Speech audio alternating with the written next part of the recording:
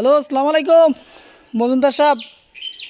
আপনার বহুত কষ্টে ঘাম বাড়ি গেছে, টেবা টেবা পড়ে গেছে, সালের এর উপরে উঠছি, গাছে কোনো উঠতে পারি না। ঠিক আছে, নিয়ে দেখছেন নিচে আম হড়ি হঁসি রয়েছে, এগুলো সব আম হঁসি বত্ত রয়েছে।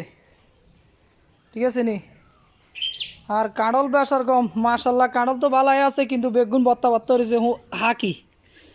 ঠিক আছে নি, এগুন বেগুন নরম হয়ে গেছে কাঁড়ল। আর এক কিনি কিনি কাঁটা লাগালে দিচ্ছেন নি, তিনকে খাইতে তিনকে আল্লাহ দিলে মাসাল্লাহ একজনে খাইতে পারবো। এই ছোট্ট ছোট্ট তিনকে একজনে খাইতে পারবো, ছোট্ট ছোট্ট কাঁটা লাগাল।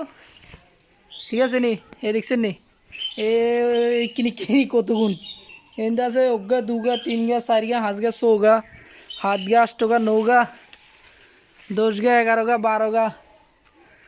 এই দেখছেন নি, এক থোনার মাঝে তিনগা লাদান মুসি দিচ্ছে, ওই উপরে দেখছেন নি, উপরে উড়া মুসির মতো দিচ্ছে কাঁড়ল।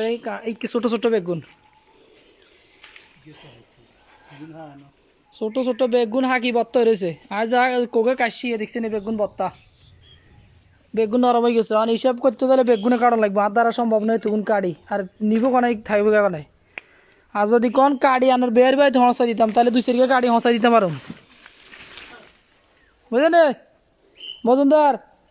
বের বাইত থোর বাইত কোনানে হঁসাই দেওয়া লাগবে, হঁসাই দিতে পারো কলে কাড়ি বেগুন, কারণ বেগুন অবস্থা ডাইল, বেগুন নরম হয়েছে। আর যদি বাইর ডুকবার হত থাকতো, তাহলে প্রত্যেক দিন আইয়ে দুগো দুগো কাড়ি নিতাম, কারণ এটা কোনো সম্ভব না। এতে ওয়ালে দিয়ে উড়ন কষ্টদায়ক, বুঝছেন মুরব্বী মজুমদার সাহেব। কত কষ্ট করি আনারা, ছাদের উদ্দি সালের উদ্দি উড়ি, তারপরে উশিতে এখন নামুম কেন চিন্তা করি। এর কত বছর পরে গাছে উঠছি, ইয়ে রে কত বছর পরে উঠছি নিজেও জানি না গা গাফের।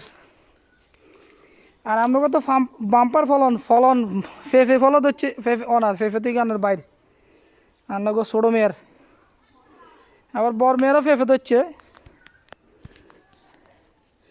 বর মেয়ের আবার ছোটো মেয়ের আবার সুয়াইও বাম্পার ফলন হয়েছে।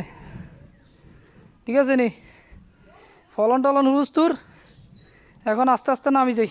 আল্লাহ হাফেজ, সালামু আলাইকুম।